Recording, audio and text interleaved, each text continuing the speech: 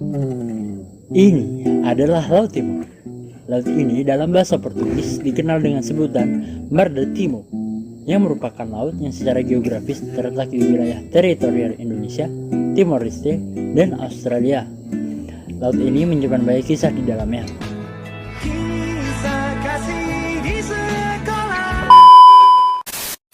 Mulai dari sengketa wilayah yang diperdebatkan oleh 3 negara, hingga kasus tumpahan minyak yang berdampak pada 3 negara sekaligus. Namun, terlepas dari itu semua, banyak juga fenomena-fenomena yang menarik untuk dipelajari, terutama parameter oceanografinya seperti angin, bawalah jiwaku melayang, arus, pasang surut, suhu di lautan, hingga ketinggian muka air laut. Mari kita bahas satu persatu. Secara geografis, Laut Timor terletak di wilayah teritorial Indonesia, Timor Leste, dan Australia. Secara teknis merupakan perpanjangan dari Samudra Hindia. Luas areanya mencapai sekitar 610.000 km persegi dengan lebar perairan sekitar 480 km dengan titik terdalamnya ialah Palung Timor di utara yang mencapai kedalaman 3.300 meter. Dengan rata-rata kedalaman Laut Timor itu sendiri kurang dari 200 meter. Nah, dengan kedalaman yang bervariatif ini tentu saja akan mempengaruhi pola arus. Pergerakan arus tersebut menyebabkan adanya perpindahan massa air baik secara vertikal maupun horizontal. Hal ini cukup penting untuk diketahui karena umumnya digunakan sebagai kendaraan untuk migrasi ikan pelagis besar dan mamalia laut seperti paus dan juga spesies tertentu seperti penyu. Emang bagaimana sih arus di Laut Timor ini bergerak? Pola pergerakan arus dibentukkan pada bulan Januari searah dengan anginnya, di mana kita tahu bahwa pada bulan Januari ada angin muson barat. Maka dari itu, arus bergerak dari barat Samudra Hindia menuju timur, Laut Timor, searah dengan pergerakan angin. Kemudian, karena adanya perbedaan ketinggian air laut, sebagian arus dibelokkan ke utara menuju Laut Banda. Lalu sebagian lainnya dibelokkan menuju pantai barat daya Australia. Ada juga yang putar balik ke barat daya menyusuri pantai barat laut Australia. Serta ada juga yang menuju tenggara memasuki Teluk Bonaparte di Australia. Nah, selanjutnya pada periode bulan Maret hingga Mei, arus bergerak ke barat masuk ke Teluk Carpentaria dan Teluk Bonaparte, di mana sebagian arusnya menyusuri pantai utara dan barat daya Australia.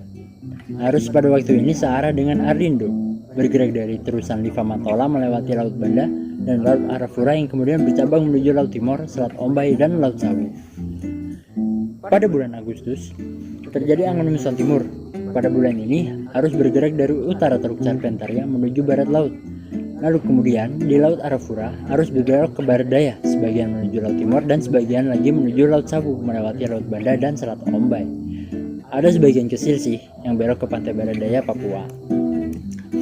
Pada masa transisi dari muson timur ke muson barat, yaitu di bulan Oktober, pola arus di sekitar Laut Timor ini sangat kompleks, mirip seperti bulan Januari yang banyak bercabang seperti hati ini.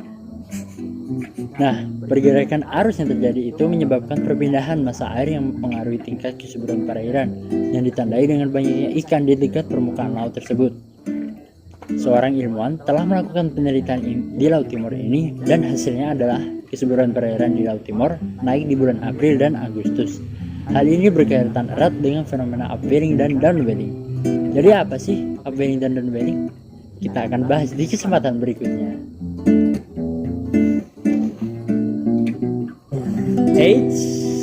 Ngomong-ngomong, di awal tadi kan sedikit disinggung nih tentang sengketa dan kasus pertumpahan minyak. Apa iya? Iya dong. Ada salah satu contoh kasus yang pernah terjadi di Laut Timor, yaitu tragedi bocornya sumur minyak Montara yang membuat negara kita tercinta ini bersengketa dengan negara tetangga. Wah, negara mana tuh?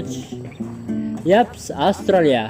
Pada tanggal 21 Agustus 2009, sumur minyak Montara yang bersumber dari ladang Montara di Blok West Atlas Laut Timor, perairan Australia bocor dan menumpahkan minyak jenis light crude oil. Tumpahan minyak tersebut meluas hingga perairan Celah Timor atau Timor Gap yang merupakan perairan perbatasan antara Indonesia, Australia, dan Timor Leste. Luas efek cemaran tumpahan minyak dari sumur yang terletak di blok atas barat Laut Timor tersebut sekitar 75% masuk wilayah perairan Indonesia. Merosakkan. pencemaran ini menjadi masalah yang penting bagi bangsa Indonesia dong.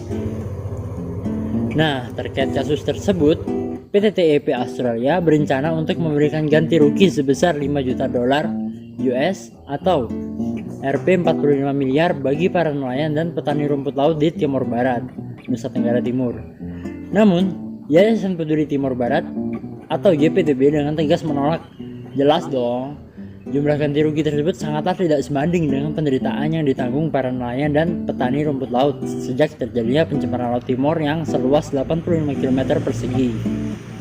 YPTB bahkan mengajukan pengaduan baru dengan melengkapi seluruh data tambahan berkaitan dengan pencemaran akibat ledakan ladang minyak Montara. Enak aja main damai. Akhirnya, pada Oktober 2012, pemerintah federal Australia memerintahkan kembali perusahaan pelaku pencemaran laut Timur PT TEP Australia untuk membuka kembali perundingan dengan YPTB yang telah disepakati bersama serta menutup izin operasi perusahaan minyak tersebut di Laut Timor sampai kasus Montara terselesaikan. Nah, itu tadi merupakan sekelumit tentang fakta-fakta yang ada di Laut Timor. Mau tahu lebih banyak lagi tentang serba-serbi dunia laut lainnya? Pantau terus kelanjutan video dari kami. Dadah!